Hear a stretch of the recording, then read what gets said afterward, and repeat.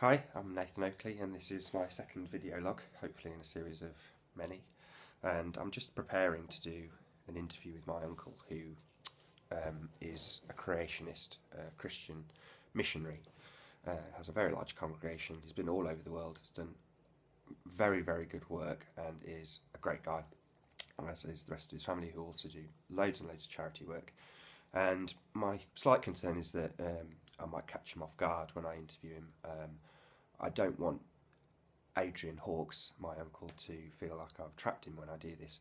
So I thought I'd make another video log of why I'm doing this interview with him, why I've picked him.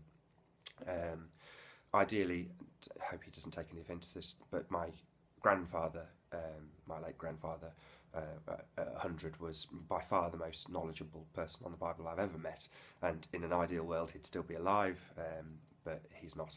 So Adrian, who is equally well versed, definitely equally well versed, he is going to be the person who has the most real world experience, I think, in realism.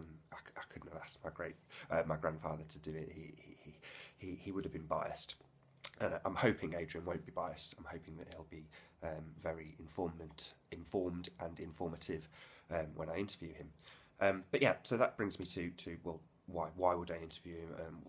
What's this got to do with me? And it brought me back right to my very first memories in life, when I came across the flat Earth.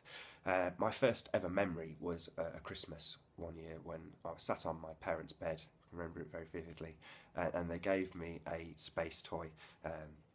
I imagine it being about this big, and it was, it had a little cockpit and a little tether that you could stick the spaceman when he came out, when he did his spacewalk.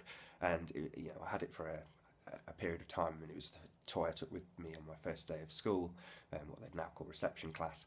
And that toy has sort of stuck with me as long as I can ever remember, and it was the thing that inspired me to love space and love it with a passion. And from there, I can remember being taught the wonderful word of God and the Bible, and hearing the information for the first time as a young child, and being not impressionable, but liking what I heard. Obviously, being impressionable as a small child, that goes without saying. But as I grew up and went to secondary school, I remember my first day of secondary school and choosing to do RE and getting kicked out of the class on two occasions. The first occasion was when it was talking, the very old religious education teacher was talking about the creation story and about the 7 days, and I brought up dinosaurs and get out. That was me standing in this old, very, very old school that used to be, I think it was a monastery in Moseley in Birmingham, for the entire lesson because I brought up dinosaurs. The second occasion I've been kicked out for talking essentially about flat Earth, even though at the time I didn't realise that. But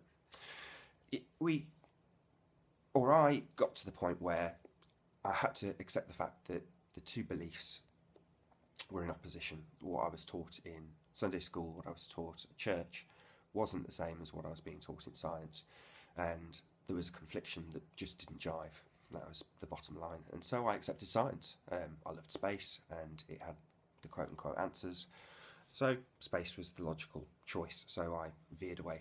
My faith diminished, and it stayed that way for many, many, many years. And as a subscriber to the NASA channel, I always felt disappointed in the stuff that it presented me, because I hoped and yearned for so much more than what I now know are animations, and we see nothing, But my eyes have been opened to this, and now my faith is stronger than ever. Hence, me wanting to interview Adrian. I've always known he's a creationist. He takes the word of the Bible literally, or at least that's my understanding of it.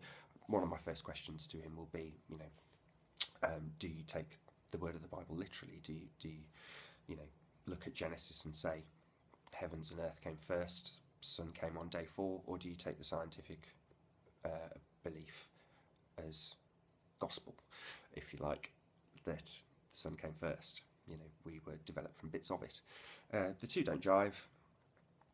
Now I'm definitely on the religious side of the fence, stacked up all of the different evidence and its vast and the lack thereof in the heliocentric model, and even the geocentric, which seems to be a new halfway house, which is great for the scientists coming forward using this model to bridge the gap and say, yeah, we're not moving. Aries failure is proof. But yeah, it's a great time for all of us, and I'm hoping the interview that I'm doing, where I'm compiling my millions and millions of notes, will take a bit more of a casual approach rather than a sort of the inquisition of my uncle, which I hope it doesn't turn into. I hope he's on my side, or at least has the beliefs that I think he has. If so, it should be a good interview. He's a very good speaker, he's very knowledgeable. I hope you all look forward to the interview. I'm doing it in 2 days' time, down at my grandmother's, who's knocking on 100 years old, on Wednesday of this week. I'll put that video up. I've told him in advance it'll be a bit like this video log. It won't be an edited video. Hopefully it won't be heavily edited. If it has to be edited at all, I'll just roll the camera. My wife will stand and monitor what we talk about. Hopefully he'll have some great answers that are fresh. So I've, in a way, not prepared him that it's going to be anything to do with flat Earth. My original intention for the interview, which is true, is that it was about the lunar tetrad, which has just happened. I've put some great pictures up on my Facebook that I caught. One of them had something very strange going on, and one of the first 8, or the first 8 pictures that I took had a very strange object in it. I'm sure there's a rational explanation. I've sent it off to, is it Crow Triple Horn? What's his YouTube? Crow CRROW777. I sent him the photo because I'm sure he'll say this is a mirror image lensing of the moon or something. But there's a very strange circular red object that I caught when I was taking the pictures of the moon before it started to become eclipsed.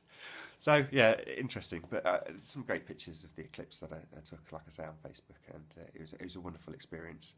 I stayed up for the whole event. I got my wife up at about 10 to 3, and she watched and took the majority of the actual full eclipse pictures, because by then my fingers were so cold I couldn't do a thing, so she got the last couple. But yeah, that's pretty much it. I've gone way over what I hoped, 7 minutes. I'll leave you with that. As I say, I'm Nathan Oakley. I'll see you in the next video.